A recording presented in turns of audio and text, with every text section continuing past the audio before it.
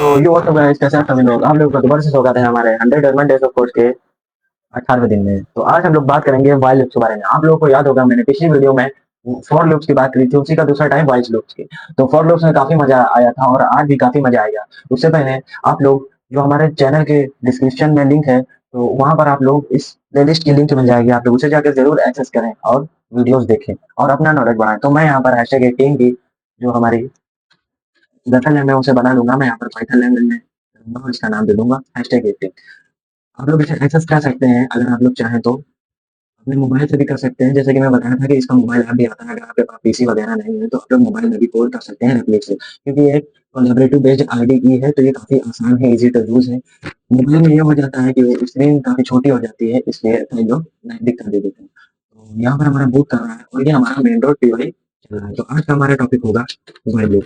तो while loop कहते हैं उसे दरअसल, जैसे कि मैंने पिछली वीडियो में बात की थी, ये हमारा जो हमने 2 लाइन कोड लिखा है, ये हमारा फॉर लूप है। अगर मैं इसे रन करूँगा तो ये हमारा 0 से 8 तक दे देगा। इसे रन करने के लिए मैंने i+1 बताया था, तो वो पिछली वीडियो का है। अगर आप लोग जानना चाहते हैं तो जाके देख सकते हैं, उसकी लिंक आप लोगों को डिस्क्रिप्शन में मिल जाएगी। लगभग ये दोनों सेम होते हैं, बस इनका थोड़ा अगर आप लोग कंडीशन के साथ होता है, कहीं कंडीशन व्हाइल लूप की लगती है, कहीं फॉर लूप की लगती है। वो आप लोगों के लॉजिक पे होता है कि आप लोग कहाँ पर क्या यूज़ कर सकते हैं। तो व्हाइल लूप के लिए मैं यहाँ पर एक वेरिएबल लूँगा, मैं जिसकी वैल्यू दे दूँगा। मैं आप लोग को वैल्यू में 0 दे देता हूँ और मैं यहाँ पर यूज़ करूँगा व्हाइल लूप। व्हाइल लूप का यूज़ कैसे करना है, यहाँ पर मैं लिखूँगा व्हाइल। व्हाइल हमारा कमांड है, यहाँ पर हम ब्रैकेट लगाएँगे r इज़ लेस देन 9। तो इसका मतलब ये होगा, तो जैसा कि अगर हम लोग इंटर में हैं या होंगे, अगर आप लोग इंटर में हैं या होंगे तो आप लोगों को याद होगा, आपने एक चैप्टर पढ़ा था मैट्रिक्स। तो वहाँ पर यूज़ होगा i बराबर i+1। ये हमारा 1 है जो नेचुरल नंबर है। तो मैं अभी उसी का यूज़ करना चाहता हूँ, तो मैं यहाँ पर लगाऊँगा ग्रेटर देन या लेस देन। मैं यहाँ पर लेस देन लगा लेता हूँ। यहाँ पर 0 जो है वो हमारा 9 से छोटा है, तो मैं यहाँ पर 9 ले लूँगा। मैं इसको ऊपर वाले को कमेंट आउट कर दूँगा। तो जैसा कि इसका मतलब ये होगा कि आप, मैं पूरी कमांड लिख के आप लोगों को बताता हूँ कि इसका यूज़ कैसे होगा। मैं यहाँ पर नीचे लिखूँगा एंटर करके प्रिंट प्रिंट आई हमारा इंडेक्स होगा, तो मैं यहाँ पर आई लिख देता हूँ और उसके नीचे ये आई हमारा कैपिटल होगा तो एरर देगा, तो मैं इसे स्मॉल कर देता हूँ। तो मैंने यहाँ पर अपनी कमांड लिख दी है। इसका मतलब ये होगा कि हमें आर को इस तरह से प्रिंट करना है, जब तक प्रिंट करना है जब तक उसकी वैल्यू 9 तक ना पहुंचे। तो हम इसे रन करूंगा, तो ये हमारा 9 6 में एरर दे रहा है, तो मैं यहाँ पर कॉलन लगा दूंगा। कॉलन लगाना मैं भूल गया था, छोटी छोटी गलती हुआ करती है, तो मैं यहाँ पर कॉलन लगा देता हूँ। मैंने यहाँ पर कॉलन लगा दिया है। अब मैं इसे रन करूंगा तो ये हमारा 8 तक दे दिया है, r+1। इसका मतलब ये है कि ये तब तक देगा जब तक r की वैल्यू 9 से छोटी है। और इसे हम दूसरे मेथड से समझें तो अगर हम लोग r की वैल्यू 1 मान लें, अगर हमारे यहाँ पर r 0 है तो यहाँ पर 0 प्लस पहला हमारा r होगा, तो r हमारा 0 है तो वो ऊपर 0 आ गया। उसके बाद हमारा जो r है 0+1 होगा, तो ये हमारा 1 आ गया, मतलब 0+1 1 ही होता है। इसके बाद हमारा 0+2 होगा, तो ये हमारा 2 आ चुका है। इसके बाद 0+3 3 आएगा, 0+4 4 आएगा, और ऐसा ही करते करते 8 तक पहुंच जाएगा। 9th जो है वो हमारा मतलब 8 है जो 9 से छोटा है। अगर हम यहाँ पर वैल्यू बढ़ा दें, जैसे हम 12 रख देते हैं, कुछ भी वैल्यू आप लोग रख सकते हैं डिजिट में, तो ये हमारा 11 तक दिया है, क्योंकि 0+1 हमारा 1 ही होगा और 0+11 हमारा 11 ही होगा। तो इस तरह से आप लोग व्हाइल लूप का यूज कर सकते हैं।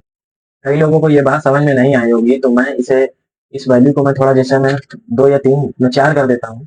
4 के बाद अगर मैं रन करूंगा तो ये 3 तक आएगा। सबको पता है 3 तक आएगा। अगर हम 0 में 1 जोड़ेंगे, अगर हम 0 में 0 जोड़ेंगे तो 0 आएगा, 0 में 1 जोड़ेंगे तो 1, उसके बाद 2, फिर 3। 4 इसलिए है कि अगर हम r+2 कर देंगे तो हमारा 4 तक आ जाएगा। r+2 में हमारे जो नेचुरल नंबर नहीं निकलेंगे वो हमारे प्राइम प्राइम नंबर भी निकल सकते हैं। प्राइम नंबर आप लोगों ने पढ़ा होगा। तो ये हमारा 0 और 2 निकला है। हमारा जो 2 है 4 तक है, 3 हमारा वो है। तो इसलिए अगर हम 4 में 2 जोड़ेंगे तो 6 हो जाएगा, जो कि 6 4 से बड़ा है। तो इसलिए ये कंडीशन सेटिस्फाई नहीं होगी और हमारा जो कोड है वो एरर दे देगा। अगर मैं इस वैल्यू को बढ़ा के 10 कर दूंगा तो ये हमें 8 तक दे सकता है। तो हम इसे रन करेंगे तो ये हमें 0 2 4 6 8, तो जो भी नंबर 2 से डिविजिबल होते हैं वो हमारे यहाँ पर आ सकते हैं। आप लोग वैल्यू कुछ भी दे सकते हैं, इंटीजर के रूप में या डिजिट के रूप में। तो इस तरह से आप लोग व्हाइल लूप का यूज कर सकते हैं। ये व्हाइल लूप और फॉर लूप प्रोग्रामर का टाइम बचाने के लिए होता है। मेनली इसका काम यही है कि इससे टाइम बहुत बचता है। जैसे कि वहां पर फॉर लूप की वीडियो में मैंने 20,000 तक गिनती लिख के दिखाई थी, वो भी सिर्फ एक क्लिक में। तो ये हमारा बहुत ही ज्यादा टाइम बच गया था। तो इस तरह से आप लोग फॉर लूप या इस लूप यूज कर सकते हैं।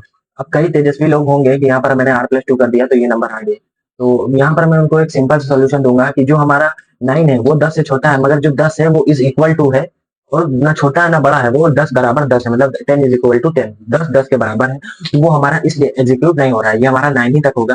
अरे 9 तक इसलिए होगा क्योंकि मैं अगर यहाँ पर 1 करूंगा ये हमारा 9 तक होगा।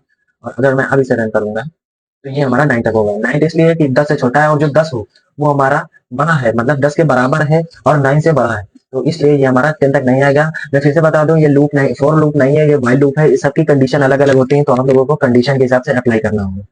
अगर हम लोग चाहें तो हम यहाँ पर 10 भी प्रिंट करवा सकते हैं, जैसे कि मैंने यहाँ पर रन किया तो यहाँ पर आखिरी में 9 आ रहा है, तो हम लोग यहाँ पर 10 भी प्रिंट करवा सकते हैं। उसके लिए आप लोगों को एक साइन जोड़ना होगा, इज इक्वल टू। तो यहाँ पर मैं जब प्लस लग गया है तो यहाँ पर मैं इज इक्वल टू कर देता हूँ, इसे काट देता हूँ। और अगर हम अब इसे रन करेंगे तो ये हमारे यहाँ पर 10 आ गया है, क्योंकि जो 10 है वो 10 के बराबर है, वो भी एग्जीक्यूट हो गया है। और 0 से 1 2 3 4 5 6 7 8 9 10, इस तरह से हम लोग 10 के बराबर 10 भी एग्जीक्यूट कर सकते हैं। अगर यहाँ पर हम लोग लेस देन लगाएंगे तो उसका कुछ दूसरा आएगा, और ग्रेटर देन मैंने लगाया तो इसका कुछ दूसरा आएगा।